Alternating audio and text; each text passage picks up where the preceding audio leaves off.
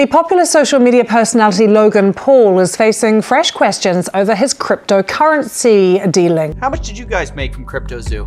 I lost around $50,000 in CryptoZoo. I lost $40,000. And I lost around 15,000 US dollars. You told me I couldn't say anything because Eddie was being investigated by the FBI and that was confidential information. It's all over the internet. The scam artist, Logan Paul he's the top dog in a scheme to defraud. It did look to me like Coffeezilla was likely to win that argument.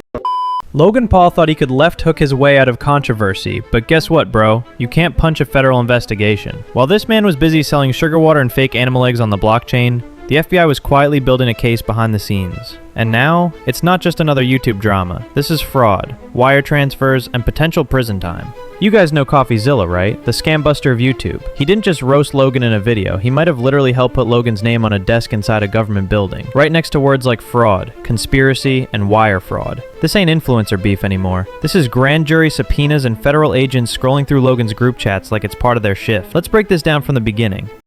So how did we even get here? Logan created this joke of a crypto game called CryptoZoo, where people could buy eggs that were supposed to hatch into NFT animals and make you passive income. Basically Pokemon, but if the Pokemon never worked and also robbed you blind. People invested millions, the game didn't even function, and Logan ghosted harder than your ex after Valentine's Day. Just disappeared. Then Coffeezilla dropped his 3-part documentary exposing everything. Shady texts, sketchy partners, and straight up lies. CryptoZoo.co.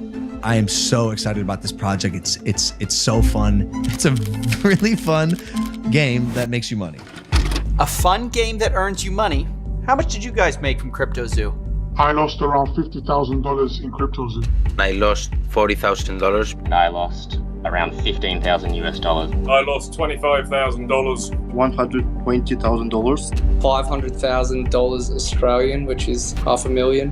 In CryptoZoo. And instead of just apologizing or refunding anyone, Logan sued Coffeezilla. Yeah, he sued the one guy actually doing real journalism. Not because he was innocent, nope, because he wanted revenge. Logan Paul started a defamation case against Coffeezilla, and that had to do with effectively the entire series of videos that Coffeezilla had put out talking about CryptoZoo and calling it a scam. Now that might be sounding more familiar, but it gets more interesting. And that's because recently, Coffeezilla had put in a motion in regard to his defamation case, and that has to do with the fact that there is currently a class action lawsuit against Logan Paul and the CryptoZoo team, and that's coming from the investors who had put money into CryptoZoo. But here's where it gets hilarious. In his own lawsuit, Logan's texts got leaked. He literally called himself a petty billionaire and said he wants to win on the graves of people who wronged him. Bro thinks he's the Joker. But guess what that lawsuit did? It triggered discovery. That's the legal process where both sides have to show their evidence. And boom, it revealed Logan was already being investigated by both the SEC and the FBI. Why? Because Coffeezilla didn't just make a video. He filed actual whistleblower reports to the government. In the class action case represented by attorney Tom, multiple defendants have filed motions to dismiss the case, including Logan Paul himself. And so in the meantime, the court has stayed all discovery in all proceedings until they've decided on those motions.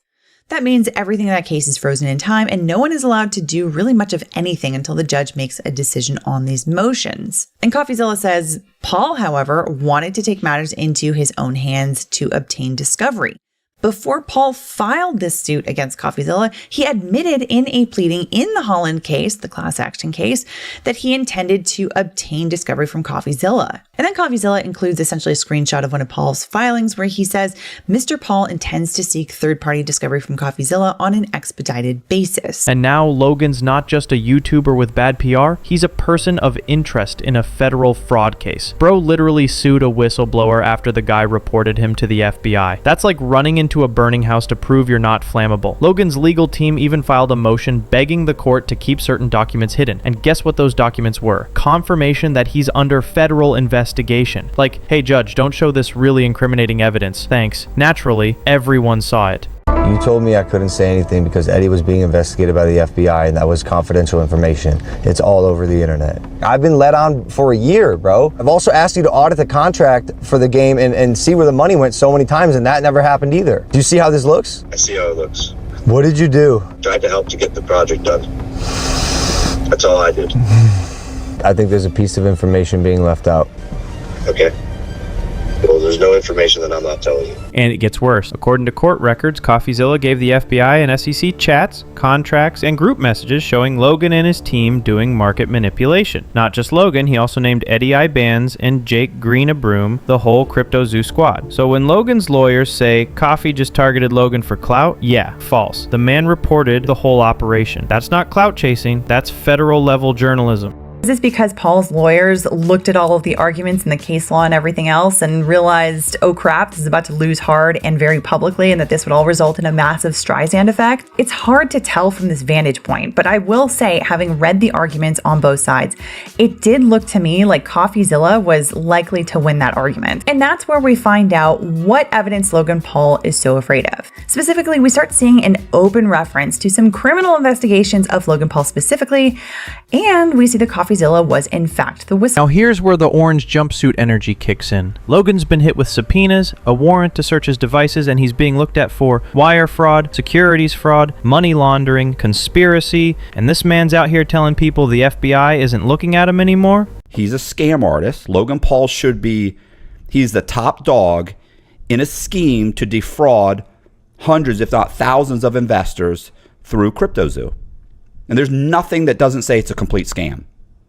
So he should be tried for wire fraud, at the very least, wire fraud and conspiracy to commit wire fraud, the very least. Like the FBI just took a nap and forgot he existed. Bro, stop it. Just because the SEC backed off doesn't mean you're innocent. The FBI is still on your tail, allegedly digging through your hard drives and collecting witness statements in 2025. That's not a W, that's halftime. And this even already, BBC News also revealed proof they gathered against Logan Paul. He has promoted cryptocurrencies to millions of followers online and appears to have caused prices in these investments to spike. We noticed the anonymous account was first funded by Logan Paul's public crypto account, then from his fan club's NFT project, and it purchased a large amount of the coin.